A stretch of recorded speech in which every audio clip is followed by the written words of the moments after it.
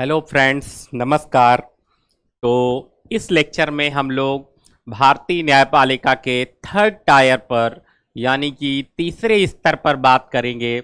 जिला न्यायाधीश के स्तर पर बात करेंगे, अधीनस्थ न्यायालय पर या लोअर जुडिशियरी पर बात करेंगे। वास्तव में आम जनता से के रोजमर्रा के जीवन में टच में आने वाली अगर कोई संस्था है तो वो है लोअर जुडिशियरी। और भारत की न्यायपालिका से जुड़ी हुई कई समस्याएं भी हमारे लोअर जुडिशियरी से अधीनस्थ न्यायालय से जुड़ी हुई समस्याएं हैं। न्यायपालिका में ऐसा कहते हैं कि सुप्रीम कोर्ट में भ्रष्टाचार की मात्रा यदि 10% है, हाई कोर्ट में 25% है, तो लोअर जुडिशियरी में इसके प्रतिशत को मैं नहीं बताऊंगा। तो ऐसा इस संबंध में ये सब बातें होती हैं। तो लेकिन फिर भी प्रतियोगी छात्र होने के नाते, एक कॉम्पिटिटिव छात्र होने के नाते आपको इस सब से कोई लेना देना नहीं है। कंपटीशन के बाद का भी आपको नैतिकता रखनी है, मॉरलिटी रखनी है। तो तीसरे स्ट्रक्चर पर, थर्ड लेवल पर, अधीनस्थ न्यायालय के स्तर पर हम देखेंगे, इसकी संरचना पर चर्चा करेंगे और न्यायालय की संरचना के बारे में जानेंगे।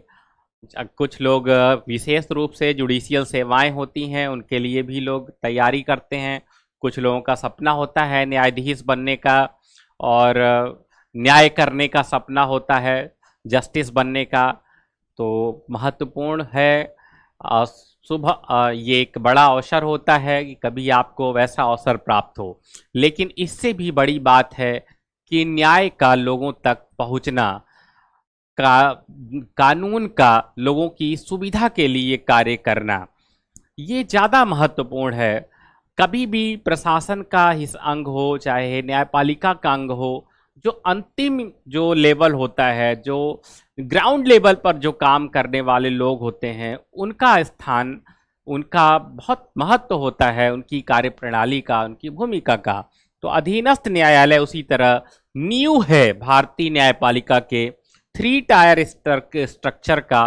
तिहरी जो संरचना है, थ्री लेवल की, थ्री स्तरीय जो संरचना है, तीन स्तरों वाली, उसमें ये मील का पत्थर है अधीनस्थ न्यायालय। तो इस लेक्चर में हम सबॉर्डिनेट कोर्ट्स के बारे में जानेंगे। यहाँ एक बात मैं बता दूं कि लोअर जुडिशियरी के लेवल पर या अधीनस्थ न्यायालयों के स्तर पर अलग अलग राज्यों में थोड़ी थोड़ी परिवर्तन मिल सकते हैं, वेरिएशन हो सकते हैं। राजस्थान की जुडिशियरी में निचले लेवल पर कुछ थोड़े बहुत नाम इधर उधर हो सकते हैं, लेकिन हम मोटे तौर पे जो स्ट्रक्चर है, हम सिर्फ उसी पर चर्चा करेंगे। तो आइए देखते हैं कि जो लोअर जुडिशियरी है उसका किस तरह से स्ट्रक्चर है। तो सबसे इम्पॉर्टेंट बात है कि इसे तीन भागों में वर्गीकृत किया जा सकता है। जो भारत की जो न्यायपालिका है, लोअर जो न्यायपालिका है, अधीनस्थ न्यायालय, उसको तीन स्तरों में बांटा जा सकता है। पहला, दीवानी मामले।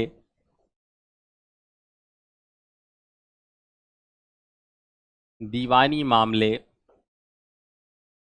दूसरा, आपराधिक मामले।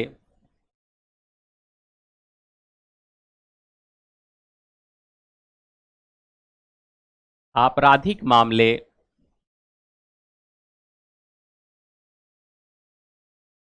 तथा तीसरा, राजस्व मामले।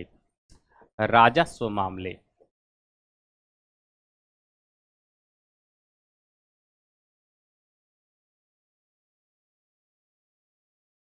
तो जिला स्तर पर एक जिला न्यायालय होता है, जो कि वास्तव में उस जिले में काम करने वाली सभी न्यायिक संस्थाओं के शीर्ष पर होता है, अपेक्स बॉडी होती है जिला स्तर पर। तो जिला लेवल पर जब जिले का जो न्यायाधीश होता है, वो जब दीवानी मामलों में काम करता है, तो उसको जिला न्यायाधीश कहते हैं।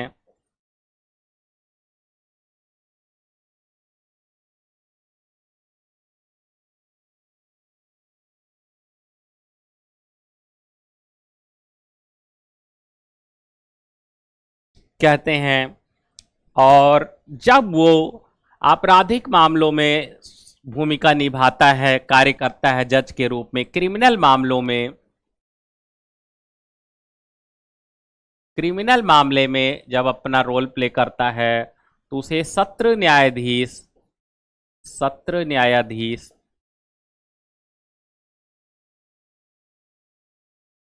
या सेशन कोर्ट कहते हैं। ये एक ही व्यक्ति होता है। ध्यान देने वाली बात है कि दीवानी मामलों में जिला न्यायाधीश कहलाने वाला व्यक्ति और क्रिमिनल मामले में, आपराधिक मामले में सत्र न्यायाधीश कहलाने वाला व्यक्ति एक ही व्यक्ति होता है, जो अलग अलग भूमिकाओं के रूप में जाना जाता है। और राजस्व मामलों में कमिश्नर,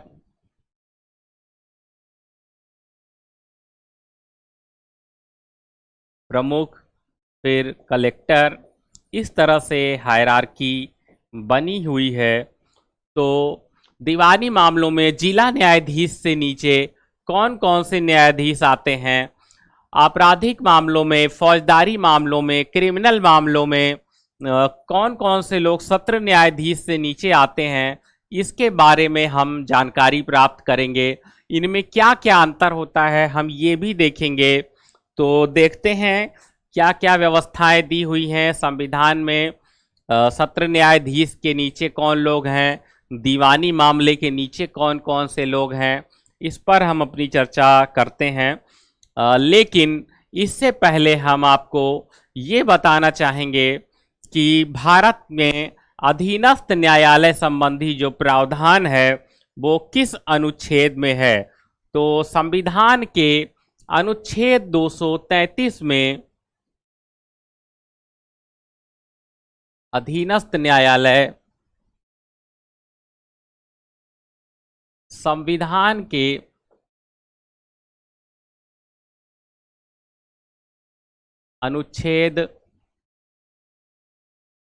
अनुच्छेद 233 में ये वर्णन है, ये इस बात का कि भारत में अधीनस्थ न्यायालय के बारे में प्रावधान किया गया है। तो आर्टिकल 233 में अधीनस्थ न्यायालयों में के विषय में प्रावधान किया गया है। तो जिला न्यायाधीश, जो अधीनस्थ न्यायालय है यानी जो जिला न्यायालय है, उसमें जज की नियुक्ति कौन करेगा। भाई आपने सुप्रीम कोर्ट के जज के अपॉइंटमेंट की प्रोसीजर समझी, आपने हाई कोर्ट के जज के अपॉइंटमेंट की प्रोसीजर समझी। अब समय आ गया है कि आप जिला स्तर पर जिला जज की अपॉइंटमेंट की प्रोसीजर को समझें। तो जिला न्यायाधीश की जो नियुक्ति है वो कौन करता है ना। फिर से उसी प्रक्रिया को याद करिए।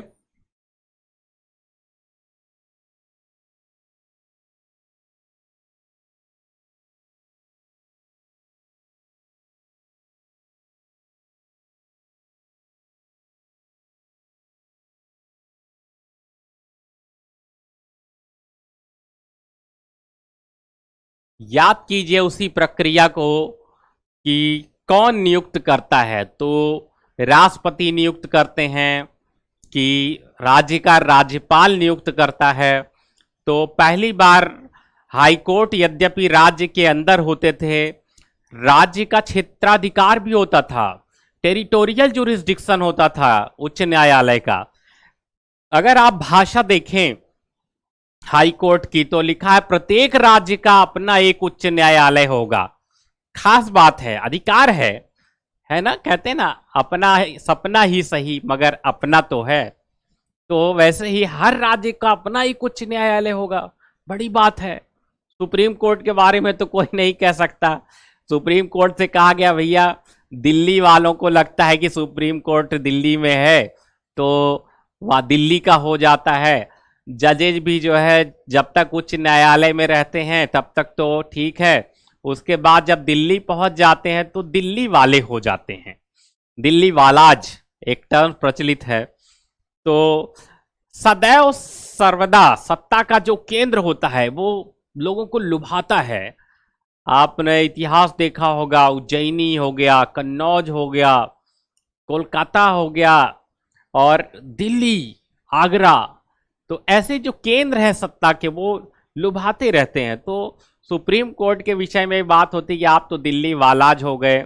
अच्छा, महत्वपूर्ण बात यह है कि जो जजेज जैसे तमिलनाडु, आंध्र प्रदेश या और दूसरे राज्यों में होते हैं और जब दिल्ली आते हैं तो उन्हें कई तरह की समस्याओं का सामना करना पड़ता है। साउथ इंडिया से में जब तक जो जजेज होते हैं रहते हैं तो उन्हें इंग्लिश और रीजनल लैंग्वेज के अलावा और किसी लैंग्वेज की ज़रूरत नहीं पड़ती। लेकिन जैसे ही वो देश की राजधानी में आते हैं तो यहाँ का जो बैकग्राउंड है तो वो मजबूर कर देता है। तो एक जज थे, उन्होंने अपनी आत्मकथा में ये लिखा भी कि दिल्ली आने पर खास तौर पर जिस चीज़ की ज़रूरत पड़ती है वो है हिंदी, क्योंकि यहाँ का जो नॉर्मल जो सर्विसेज है, छोटी छोटी सेवाएं देने वाले लोग, उनकी भाषा का जो माध्यम है वो हिंदी है। तो सुप्रीम कोर्ट से कहा गया कि आप तो दिल्ली वाला जो हो जाते हो, तो ऐसा करिए कि आपकी जो कुछ पीठ जो है, ब्रांचेज, देश के दूसरे भागों में भी होनी चाहिए। नॉर्थ ईस्ट से आने में बहुत टाइम लग जाता है, दक्षिण के राज्यों तक दिल्ली आने में बड़ी लंबी कष्टसाध्य यात्रा करनी पड़ती है। तो सुप्रीम कोर्ट ने कहा नहीं भैया, दिल्ली में बैठने का हमें विशेष जो है सौभाग्य प्राप्त है, ये विशेषाधिकार है। यहां रहने से हम निर्भय, निष्पक्ष, दबाव मुक्त महसूस करते हैं, विद फियरलेस फील होता है यहाँ पर। नो प्रेशर, कोई दबाव नहीं, हम फ्रीली काम कर पाते हैं, इंडिपेंडेंट काम कर पाते हैं। तो संविधान में सुप्रीम कोर्ट की पीठ जो है कहाँ पर होगी? दिल्ली में होगी। लेकिन संसद चाहे तो इसकी जगह बदल सकती है। तो सुप्रीम कोर्ट ने मना कर दिया कि अभी फिलहाल ऐसी पीठ के संबंध में कोई उनका निर्णय नहीं है, अभी तक स्वीकृति की अवस्था नहीं है। पर अंडर कंसिडरेशन ये मामला है कि सुप्रीम कोर्ट की ब्रांचेज भी होनी चाहिए। तो उच्च न्यायालय के संबंध में हर राज्य का अपना उच्च न्यायालय होगा।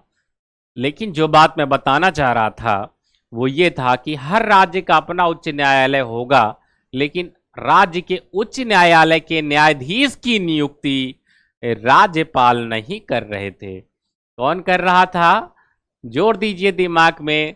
राज्य के न्यायाधीश की नियुक्ति राज्यपाल नहीं कर रहे थे, राष्ट्रपति महोदय ही कर रहे थे। सुप्रीम कोर्ट और उच्च न्यायालय दोनों के न्यायाधीशों की नियुक्ति प्रक्रिया समान थी, राष्ट्रपति ही कर रहे थे। ये जरूर है कि हाई कोर्ट जजेस की नियुक्ति में राज्यपाल महोदय से परामर्श ले लिया जाता है।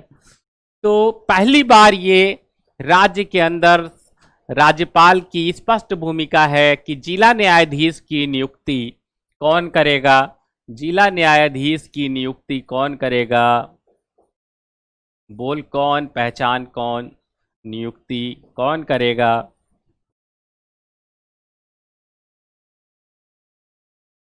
तो इनकी नियुक्ति करेंगे राज्यपाल महोदय। कौन करेगा? राज्यपाल।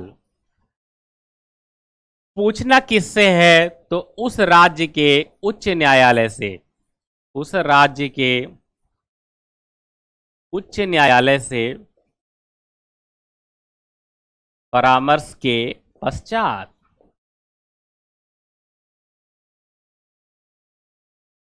से परामर्श के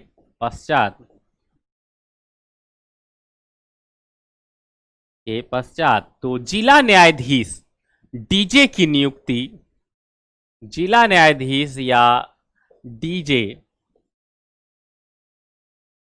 डीजे वो वाला डीजे नहीं है जो आप सुनते रहते हैं, डीजे यानी डिस्ट्रिक्ट जज। तो जिला न्यायाधीश की नियुक्ति, डीजे की नियुक्ति राज्य के राज्यपाल करेंगे। कौन करेगा? गवर्नर करेंगे। किससे परामर्श लेंगे? उच्च न्यायालय से, हाई कोर्ट से परामर्श करेंगे और जिला न्यायाधीश की नियुक्ति करेंगे, डीजे की नियुक्ति करेंगे।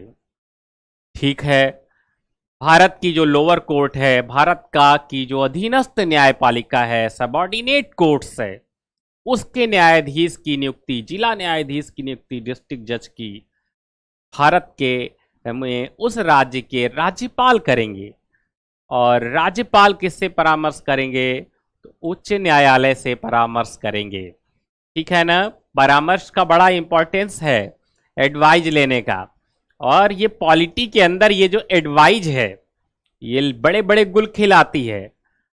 जैसे जीवन में भी एडवाइज बड़े गुल खिलाती है। कई बार आपको ऐसी सलाह मिल जाती है, ऐसे परामर्श मिल जाते हैं कि बस आप तो ये हो सकते हो। फ्री फ्री फ्री फंड की सलाह तो आप जानते हैं, आप में तो हीरो बनने की क्षमता है, आप देश के मॉडल बन सकते हो। आप तो कई बार थोड़ी बहुत भी क्षमताएं होती तो आदमी को लगता है कि नहीं ऐसा हो सकता है। तो उस तरह के परामर्श से आप बचिए। आप तो ऐसा कर सकते हो, बिजली की तारों पे चल सकते हो, नंगे पांव खड़े हो सकते हो, बर्फ में जा सकते हो। इस अद्भुत तरह की परामर्श और सलाह को नहीं लेना है। बहरहाल पॉलिटी के अंदर भी परामर्श ने, आपने देखा कि सुप्रीम कोर्ट में कोलेजियम प्रणाली कैसे डेवलप हुई। 3 जज केस हुए। पहले जज केस में मतलब था एडवाइजरी का मतलब है कि परामर्श लेगा। दूसरे जज केस में था परामर्श का मतलब है कि राष्ट्रपति और जो उच्चतम न्यायालय है उसके जजों में सहमति होनी चाहिए। और तीसरे जज का केस जब आया, थर्ड जज केस, तो थर्ड जज केस में इस बात पर हो गया कि परामर्श का मतलब है बहुसंख्यक न्यायाधीशों की विचार प्रक्रिया। ऐसे करके बहुसंख्यक न्यायाधीशों यानी कि कई सारे जो न्यायाधीश होंगे उनका जो थॉट होगा, जो परामर्श होगा, वो परामर्श माना जाएगा। तो बहुसंख्यक न्यायाधीश में कौन कौन बनेगा? तो सुप्रीम कोर्ट के चीफ जस्टिस ऑफ इंडिया और 4 सीनियर मोस्ट जज, यही मिलके कोलेजियम बनाएंगे और हाई कोर्ट सुप्रीम कोर्ट के जजेस की नियुक्ति करेंगे। तो ये हमने इसको देखा था। तो परामर्श शब्द या एडवाइज बहुत इंपॉर्टेंट है। मुद्दा यह है कि एडवाइस दे कौन रहा है। कभी कभी तो एडवाइस नहीं, वो धमकी का रूप होता है। लोग पूछते भी हैं कि आप मुझे सलाह दे रहे हैं कि धमकी दे रहे हैं।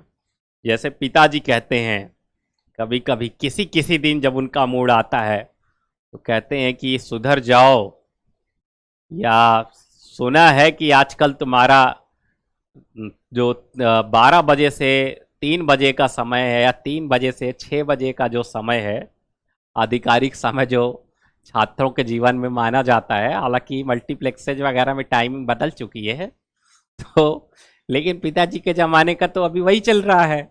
तो मैंने सुना है तुम्हारा 3 से 6 का समय इस समय विशेष गतिविधि में जाता है, तो मेरी सलाह है कि आप ऐसा ना करें। तो ये सलाह नहीं है, ये खास तौर पे वार्निंग है। तो एडवाइजरी या परामर्श विविध स्वरूप ग्रहण करती है।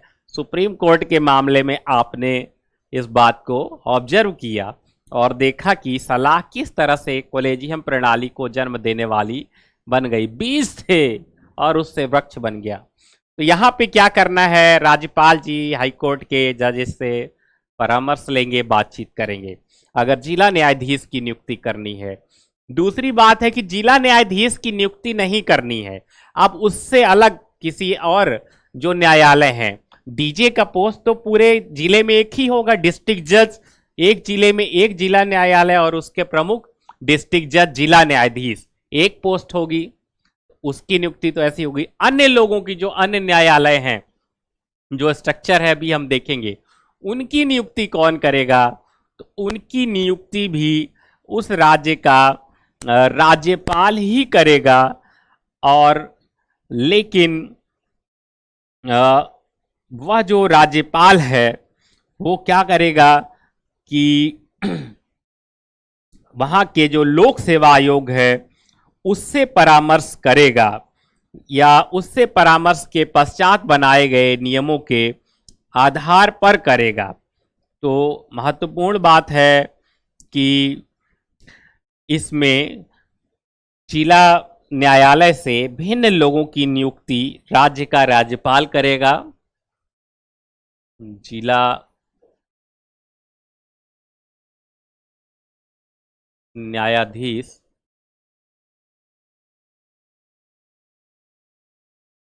से भिन्न पदों पर नियुक्ति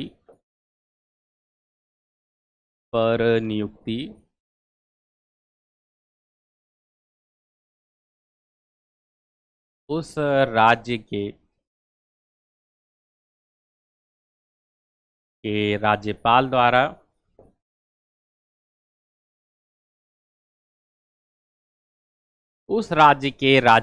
द्वारा की जाएगी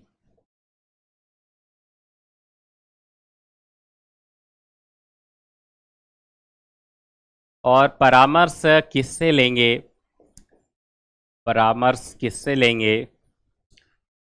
लेंगे तो लोक सेवा आयोग से।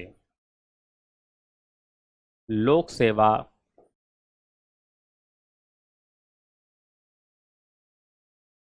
आयोग से।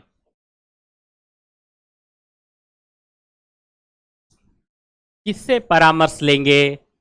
लोक सेवा आयोग से परामर्श लेंगे, पब्लिक सर्विस कमीशन से। कहाँ के? उस राज्य के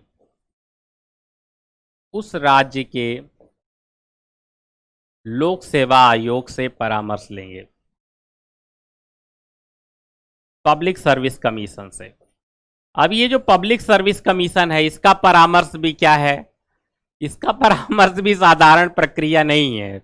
जैसे संघ लोक सेवा आयोग, तो पदों पर नियुक्ति के लिए क्या लिखा हुआ? राष्ट्रपति को परामर्श देने के लिए लोक सेवा आयोग जो है संस्था है, वही बताएगा कि किस पर नियुक्ति की जाए। इसका भी परामर्श जो है साधारण, इसके परामर्श से बहुत टेंशन है। यूपीएससी कोई एक व्यक्ति तो है नहीं। UPSC is a constitutional body और public service commission are the constitutional body. लोक सेवा आयोग एक संवैधानिक संस्थान है, संविधान इनके बारे में वर्णन करता है। ध्यान रखिएगा, ये सवाल भी पूछे जाते हैं कि कौन सी संस्था संवैधानिक है और कौन सी संस्था संविधानेतर है, एक्स्ट्रा कॉन्स्टिट्यूशनल है। तो ये सब भी सवाल आएंगे, तो मेरी बात को ध्यान से सुनते रहिएगा। ऐसा मतलब कि एक बार जब आप लेक्चर्स देख रहे हो और फिर आपको आंख नहीं बंद करनी है, आंख बिल्कुल नहीं बंद करनी है, और ना शिथिल होके बैठ जाना है। समझ रहे हैं ना? शिथिल होके नहीं बैठना है, ध्यान देना है। कोई बात कब महत्वपूर्ण बात सर बताएंगे, इसका कोई समय निर्धारित नहीं है, ये अंदर से निकलता है। तो किसी भी समय इंपॉर्टेंट बात आपके पास पहुंच सकती है। इसलिए कृपा करके इस मामले में, कृपा इसलिए क्योंकि आप पढ़ेंगे तभी हम लोगों की सफलता है, हम लोगों का जो परिश्रम है, परिश्रम पे जो परिश्रम है वो सफल हो पाएगा। तो ये ध्यान रखना है कि लोक सेवा आयोग संवैधानिक संस्थाएं हैं, संविधान इनका वर्णन करता है। संवैधानिक संस्थाओं का अर्थ है जिनका जिक्र संविधान खुद करता है, उन्हें हम संवैधानिक संस्थाएं कहते हैं, कॉन्स्टिट्यूशनल बॉडीज कहते हैं। शुरू में हमने आपको बताया भी था। तो और जिनका वर्णन संविधान में नहीं है, कानून द्वारा या प्रशासनिक निर्णयों के द्वारा, कैबिनेट के डिसीजन के द्वारा जो संस्थाएं निर्मित की गई हैं, उनको एक्स्ट्रा कॉन्स्टिट्यूशनल बॉडीज, संविधानेतर संस्थाएं कहा जाता है। ध्यान रखिएगा, फिर अभी चर्चा आएगी। ये गैर संवैधानिक संस्थाएं, नॉन कॉन्स्टिट्यूशनल नहीं है, संविधान की विरोधी संस्थाएं नहीं है, संविधानेतर है, एक्स्ट्रा कॉन्स्टिट्यूशनल है, संविधान से ज्यादा, जितना संविधान उससे ज्यादा, संविधान के विरुद्ध नहीं। तो पीएससी है संवैधानिक संस्था, एक व्यक्ति तो है नहीं। तो ये अपने खुद का परामर्श देने के लिए भी ये क्या करता है कि लंबी लंबे चरण बना के रखा है। कहीं पर साक्षात्कार रखे हुए हैं, कहीं पे 3 चरण के एग्जाम रखे हुए हैं, जिसके लिए आप परेशान हैं। तो इन 3 लेयर्स से होके आते आते हम खुद परामर्श का क्या बन जाते हैं। ये तो किसी प्रतियोगी परीक्षा के छात्र से पूछने पर ही वो बताता है, आप सब खुद उसका हिस्सा हैं, तो ये बताने की जरूरत नहीं है। ये खुद आप बीती है आपकी, है ना? तो वही बात है कि इसमें बताने की जरूरत नहीं है। लेकिन मैं कहना चाहूँगा इस क्षेत्र में कि जो दूर से तूफान का नज़ारा करते हैं उनके लिए तूफान यहाँ भी है और वहाँ भी है। जो धारे में मिलके धारा हो जाते हैं, उनके लिए जहाँ यहाँ भी है और वहाँ भी है। तो डरने की ज़रूरत नहीं है, घबराने की ज़रूरत नहीं है। आप मेहनत कीजिए, आपका निश्चित रूप से लक्ष्य की प्राप्ति होगी। तो पूर्ण एकाग्रता से बने रहें। तो पीएससी का जो परामर्श है लोक सेवा आयोग का, वो परीक्षाओं के माध्यम से पहुंचता है राज्यपाल तक, और राज्यपाल अंतिम रूप से उस पर हस्ताक्षर वगैरह करते हैं। तो जितनी वास्तव में लोक सेवा आयोग, स्टेट्स पब्लिक सर्विस कमीशन की नियुक्तियां हैं, अंतिम रूप से जब वो नियुक्तियां तभी मानी जाती हैं जब राज्यपाल उस पर हस्ताक्षर कर देते हैं। यूपीएससी केवल रिकमेंडेशन बॉडी है, एडवाइजरी बॉडी है। परीक्षा का जो रिजल्ट आता है वो आपकी नियुक्ति नहीं है, वो यूपीएससी का पब्लिक सर्विस कमीशन का परामर्श है। उसके पश्चात उस पर राज्यपाल के हस्ताक्षर होते हैं और तब आपकी नियुक्ति मानी जाती है। और संघ लोक सेवा आयोग के मामले में वो नियुक्ति डीओपीटी के थ्रू राष्ट्रपति तक जाती है और तब आपकी नियुक्ति को परमानेंट स्वरूप प्राप्त होता है। तो अधीनस्थ न्यायालयों की नियुक्ति में जिला जज की नियुक्ति करनी है तो राज्यपाल जी कर लेंगे हाई कोर्ट से पूछ पाछ के, और जिला न्यायाधीश से इतर न्यायाधीश की नियुक्ति करनी है तो राज्यपाल करेंगे, और पब्लिक सर्विस कमीशन से पूछ करके करेंगे, परामर्श करके करेंगे।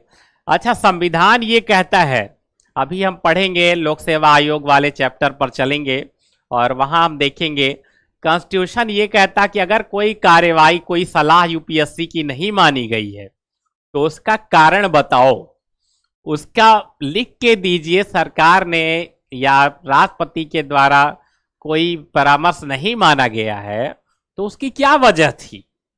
तो शक्तियां हैं, विशेष शक्तियां हैं इन संस्थाओं के हाथों में। चलेंगे धीरे धीरे अगले लेक्चर्स में, आने वाले लेक्चर्स में इसका नंबर आ रहा है तो और डिटेल से पब्लिक सर्विस कमीशन के बारे में जानेंगे।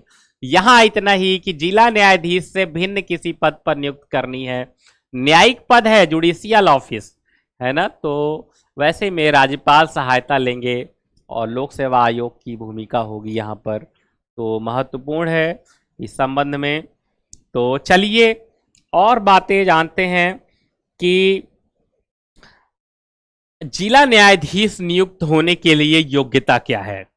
जिला न्यायाधीश डीजे डीजे डिस्ट्रिक्ट जज नियुक्त होने के लिए योग्यता क्या है। जिला न्यायाधीश नियुक्त होने के लिए योग्यता क्या है। तो जिला न्यायाधीश नियुक्त होने की जो योग्यता है वो है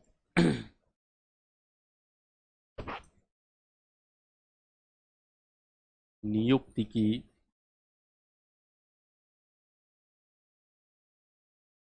योग्यता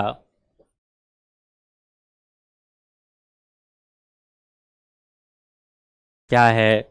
तो जो टर्म्स संविधान कहता है कि कम से कम 7 वर्ष तक अधिवक्ता रहा है या प्लीडर रहा है, तो 7 वर्षों तक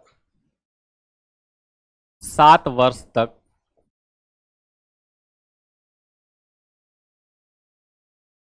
अधिवक्ता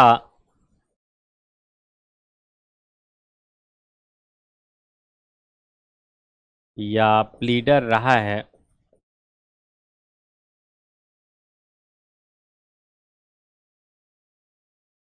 जिला न्यायाधीश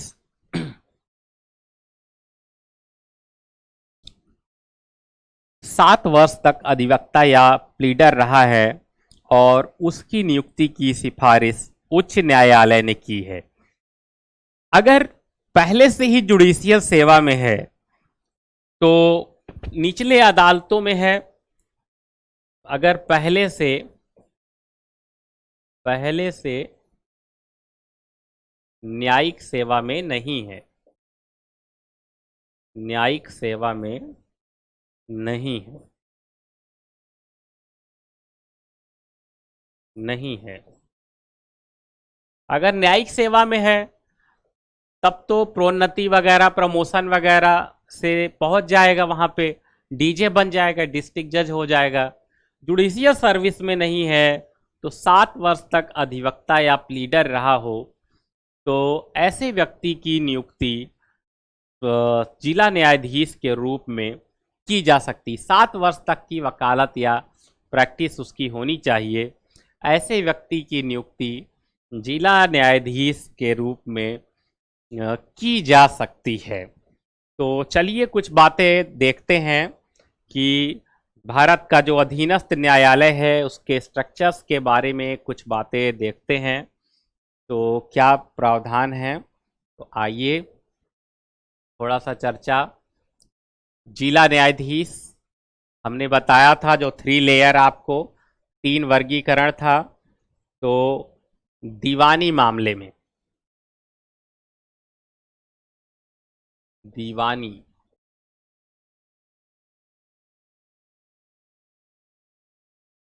दीवानी मामले में या सिविल मामले में स्ट्रक्चर क्या है। सिविल मामले का स्ट्रक्चर आप देखें, सबसे ऊपर कौन है, नंबर 1 पे कौन है, जिला न्यायाधीश। ये पहला नंबर है जिला न्यायाधीश। ये टॉप पे होते हैं। ये दीवानी विवादों का सबसे बड़ा न्यायालय है। यह प्रारंभिक व अपीली दोनों अभियोगों के मुकदमे सुनता है। दीवानी का केस होगा तो टॉप पे कौन सा है, जिला न्यायाधीश, डीजे। किसी तरह का दीवानी मामला है, आपको डीजे की अदालत में जाना होगा। इसके बाद अतिरिक्त या संयुक्त जिला न्यायाधीश, तो इसको एडीजे भी कहते हैं। एडीजे, एडिशनल जज या अतिरिक्त या संयुक्त जिला न्यायाधीश, ये जिला न्यायाधीश का सहायक है, ठीक उनसे नीचे होते हैं। वर्कलोड बढ़ता है तो एडीजे साहब मदद करते हैं, हायरार्की में दूसरे नंबर पर हैं। उसके पश्चात दीवानी न्यायाधीश हैं और इनको सबऑर्डिनेट जजेज या अधीनस्थ न्यायाधीश, सीनियर डिवीजन भी कहते हैं। अधीनस्थ न्यायाधीश या सीनियर डिविजनल जज भी कहते हैं इनको, सीनियर डिवीजन जज भी इनको कहते हैं। तो ये जो दीवानी न्यायाधीश हैं, ये 5,000 रुपये से 20,000 तक के मुकदमे सुनने का अधिकार है। और इनके नाम, मैंने कहा कि इनके नाम जो है अलग अलग हो सकते हैं, अलग अलग राज्यों के क्रम में। तो इनको सीनियर डिवीजन जज भी कह सकते हैं, सीनियर जज। और फिर है मुंसिफ जज, इनको जूनियर जज भी कहते हैं।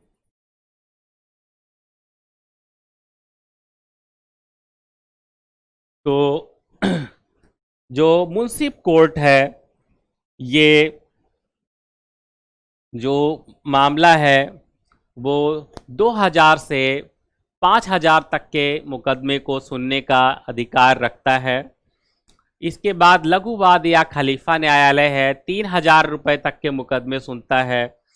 फिर न्याय पंचायत है, ये दीवानी मुकदमे सुनती है और इन्हें 500 रुपये तक के मुकदमे सुनने का अधिकार है। तो अलग अलग राज्यों में इस हायरार्की का क्रम अलग अलग है। कहीं पर लघुवाद या खलीफा न्यायालय का जिक्र नहीं मिलेगा, सीधे न्याय पंचायत मिलेगी। मुंसिफ जज, दीवानी न्यायाधीश यानी जूनियर जज, सीनियर जज, एडीजे और डिस्ट्रिक्ट जज। तो कहीं कहीं पर स्ट्रक्चर इसका ये मिलेगा, यहाँ पर डीजे साहब होंगे दीवानी मामलों में, इसके बाद एडीजे साहब होंगे, एडीजे साहब के बाद सीनियर जज होंगे, सीनियर, और इसके बाद जूनियर जज होंगे, जूनियर जज होंगे। और जूनियर साहब को ही मुंसिफ जज भी कहते हैं, मुंसिफ कोर्ट भी कहते हैं, मुंसिफ जज।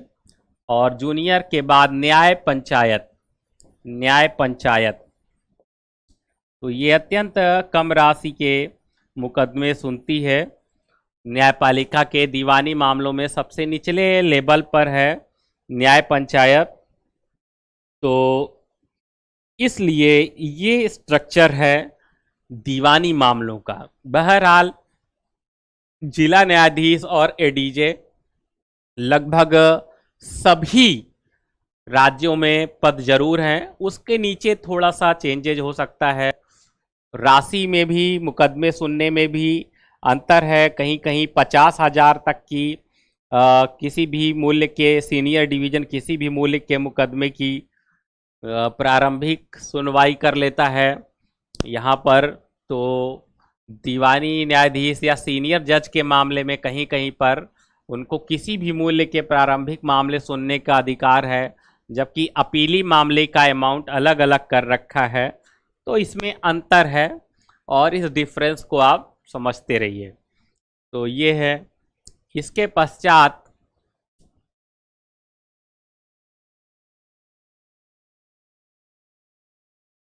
फौजदारी मामला।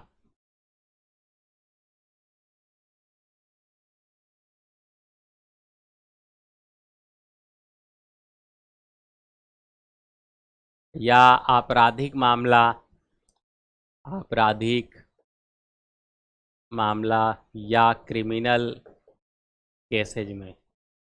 क्रिमिनल केसेज में हमने आपको बताया कि जो जिला न्यायाधीश ही होते हैं वही दीवानी मामले में जिला न्यायाधीश के रूप में भूमिका निभाते हैं, और क्रिमिनल मामले में सेम व्यक्ति जो है सत्र न्यायाधीश या सेशन जज के रूप में जाना जाता है। तो जिला स्तर पर फौजदारी से संबंधित विवादों का सबसे बड़ा न्यायालय है। इसमें इनके बाद जो होते हैं वो हैं अतिरिक्त संयुक्त या सत्र सहायक सत्र न्यायाधीश होते हैं, एडिशनल सेशन जज होते हैं। तो दूसरा नंबर इनका है और इन्हें 12 वर्ष तक की सजा देने का अधिकार है। तो सजा के बेस पर हायरार्की बटी हुई है, और दीवानी मामला पैसे का था तो पैसे के बेस पे बटी हुई है। तो यहाँ पे कितनी सजा कौन दे सकता है, इस तरह से बटा हुआ है। इसके बाद मुख्य न्यायिक दंडाधिकारी हैं और इनको सीजीएम कहते हैं, chief judicial magistrate. Chief judicial magistrate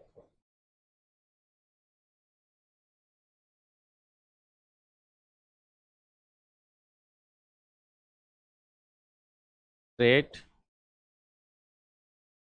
CJM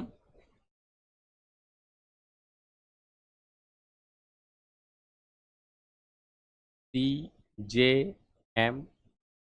तो सीजेएम का इनका कार्य फौजदारी से संबंधित मुकदमा सुनना है, तथा ये 7 वर्ष तक का कारावास दे सकते हैं, 5,000 रुपये का आर्थिक दंड भी दे सकते हैं। तो चीफ जुडिशियल मजिस्ट्रेट सीजेएम के हाथों में भी व्यापक शक्तियां हैं। और इसके पश्चात फिर दंडाधिकारी प्रथम श्रेणी है, जेएम फर्स्ट, जेएम सेकेंड इनको कहते हैं। जुडिशियल मजिस्ट्रेट प्रथम श्रेणी, जेएम फर्स्ट और जेएम सेकंड, इनको 60 में कहते हैं, जेएम फर्स्ट, जेएम सेकंड। ये लोग वही हैं, सीनियर जूनियर डिवीजन होते हैं। तो ये इनका महत्व जो है ये है, ये हायरार्की है। और इसके नीचे न्याय पंचायत है, जो 250 रुपये तक का जुर्माना करने का अधिकार होता है, किंतु कारावास का दंड देने का अधिकार नहीं होता है। तो दीवानी मामलों की हायरार्की ये है। मैंने पहले ही बता रखा है कि अलग अलग राज्यों में अधीनस्थ न्यायालयों के स्तर पे नामकरण में अंतर है, जजेज में उनकी शक्तियों में थोड़े बहुत परिवर्तन है।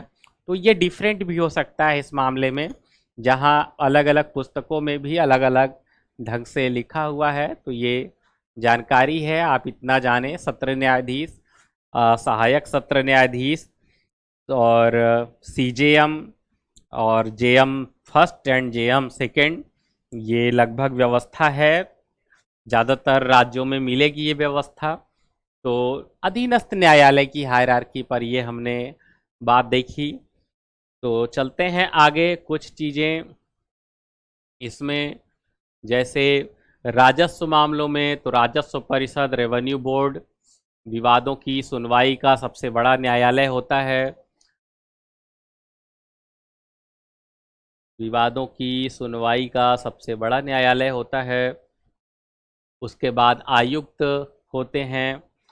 प्रत्येक राज्य को मंडलों में बांट दिया जाता है और प्रत्येक मंडल का सबसे बड़ा अधिकारी मंडल आयुक्त होता है। फिर जिलाधीश होते हैं, मालगुजारी वसूल करने और शांति व्यवस्था बनाए रखने के लिए। अतिरिक्त जिला न्यायाधीश होते हैं, परगनाधीश होते हैं, तहसीलदार होते हैं।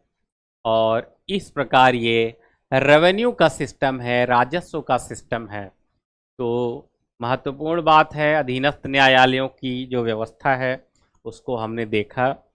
तो आप इस पर ध्यान दें और तैयार करें इस पाठ्यक्रम को। तो इस लेक्चर में हम इतना ही रखेंगे अधीनस्थ न्यायालय पर, और अगले लेक्चर में हम अन्य टॉपिक्स पर बात करेंगे। धन्यवाद।